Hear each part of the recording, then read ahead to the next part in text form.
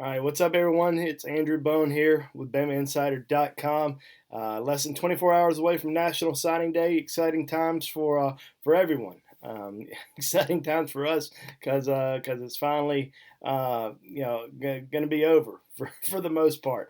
There are some guys that are going to be waiting until February to sign their letter of intent, but majority of these guys are going to go ahead and make their decisions known tomorrow. And I'm like I said, we're still going to be waiting on a few, but most of these guys will know everything there is to know, by tomorrow. So, let me kind of hit on, a few key things right here.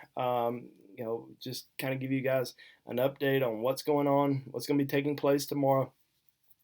With Alabama, Alabama currently has 25 commitments, and I think all but three of those guys plan on signing their letter of intent tomorrow. The only three guys that we know about for sure that will not be signing tomorrow are Jamil Burrows, Javon Baker, both teammates from McEachern High School in Georgia, and also Jason Jones, the defensive tackle out of Calera High School. Those guys are going to be waiting until February to sign. Everyone else plans on signing tomorrow. So, one guy in particular that we are going to be focusing on, that we're going to be watching pretty closely, is Tim Smith, the Rivals 100 defensive tackle from Florida. He's been committed to Alabama for a very long time, committed to Alabama back during the summer. I think it was about mid-July.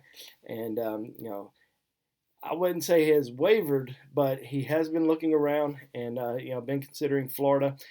Traveled to Gainesville probably, maybe 5 or 6 times this football season. So that was definitely something that we were keeping a very close eye on, throughout the year. And then he made it back to Tuscaloosa for the LSU game. He attended his official visit at Alabama 2 weekends ago. It seemed like everything was good on Alabama's end. He seemed pretty solid with his decision. But Nick Saban went and had an in-home visit with him this past Thursday. I think there was some hope there that he would not take an official visit to Florida this past weekend. Well, unfortunately for Alabama, he did take that visit to Florida, and there's a lot of pressure on him to stay at home. Gainesville is only about 3 hours away from his hometown, Sebastian, Florida, as opposed to Tuscaloosa. A little bit of a drive, 10 hours, so a little bit of a difference there.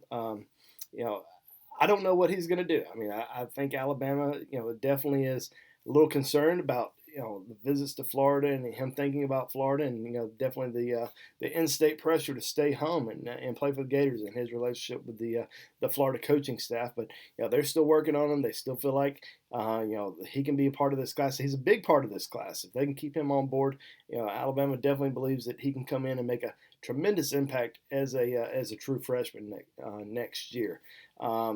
As far as any other Alabama commitments are concerned, I don't see anybody wavering or going anywhere else. There was some rumor that Bryce Young was considering a flip to USC earlier this week. Don't see that happening. We talked to Bryce Young's father, Craig Young, the other day, and he said everything was good on Alabama's end. Nothing to worry about. Bryce Young also did an interview with Rivals, saying that he was 100% on board with Alabama. So it was something that we had to address just because there were rumors out there. But as far as we know, as far as they know, they are, as far as they're telling us, he's going to stick with his commitment to the Crimson Tide. Who else is out there? There's plenty of guys that are out there. Sorry, my phone's been going off, as it has been all day long. There are some guys that we're going to be paying very close attention to over the course of the next few days, or really next few hours. I guess start off with we'll start at the running back position. Jace McClellan, Oklahoma, been committed to Oklahoma for a very long time. There's a lot of buzz around Alabama right now with him, and I think the buzz is warranted. I posted on BamaInsider.com earlier today that I expect him to flip his commitment from Oklahoma to Alabama. That's really the only prediction I'm going to give out.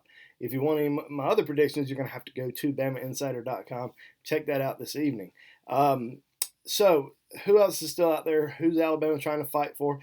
A lot of people just assume that these decisions are made, that that recruiting is stopped. That all right, let's just wait and see what happens on Saturday or on Wednesday. That's just not true. There's this misconception that um, that once the dead period hits, that everybody just is at home trying to decide what they're going to do. Well, they're at home trying to decide what they're going to do, but they're also talking to coaches. Coaches are allowed to contact you via phone, via social media, via email, whatever it is. They can contact you, and there's a lot of recruiting that still goes on.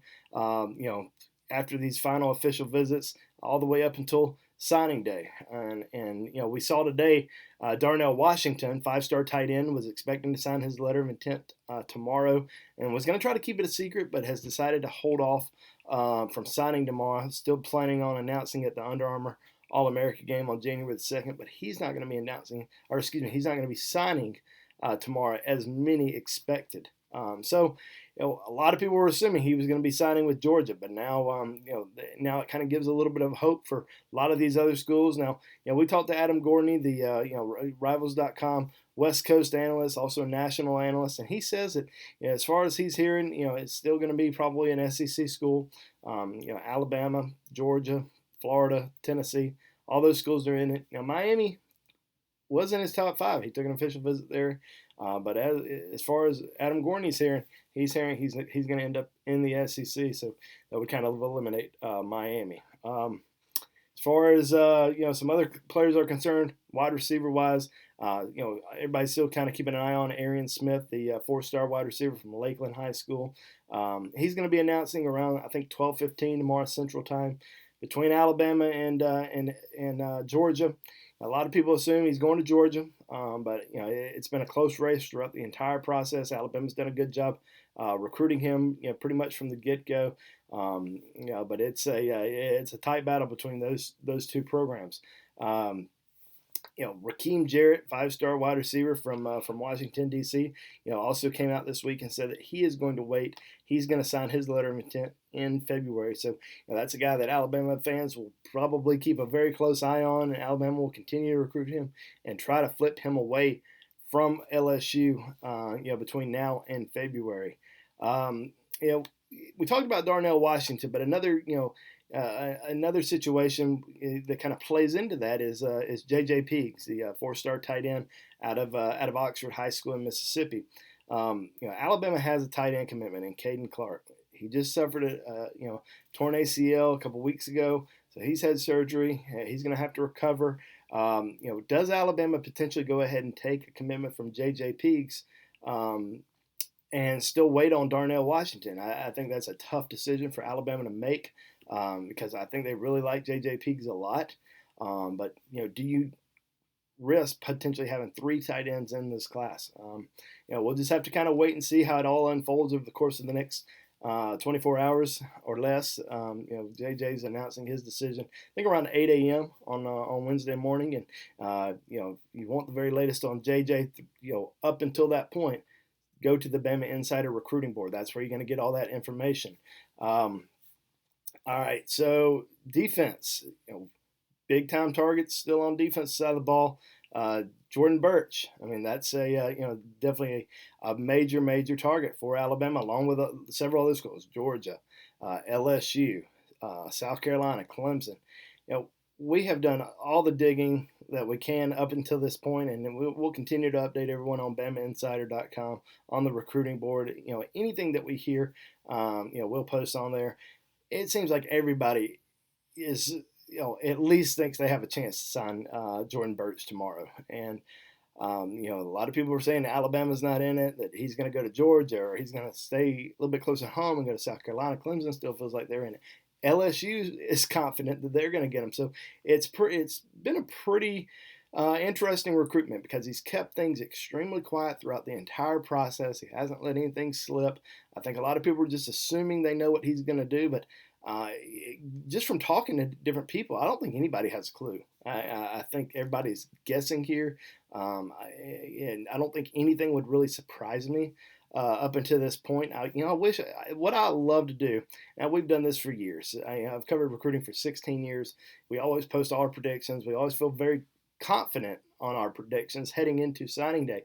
I couldn't tell you, there's nothing that makes me confident on Jordan Burch. If I predicted Georgia, I think it's a shot in the dark. Same with all the other schools. I think it's a shot in the dark. Just because everyone seems to have some confidence there. So we'll see what happens with Jordan Burts tomorrow. He's going to let the news out. So I'm sure I'll throw in a prediction, but it's not going to be a very confident one. I will guarantee you that.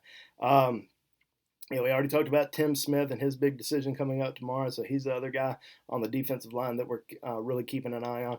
And then finally, Phillip Wep. I mean, just an outstanding linebacker from the state of Georgia. That it really does look like it's between Alabama and LSU. It's kind of been all LSU for the last month and a half. But then took that official visit to Alabama, did the in-home visit with Nick Saban. Alabama has certainly made him feel like a top priority, and Alabama has a big pass rushing need this year in this class, and they've got some great players, but they have been recruiting Phillip Wep for such a long time. They really want him as a part of the class. Wouldn't surprise me if he picks Alabama. Now, am I predicting Alabama?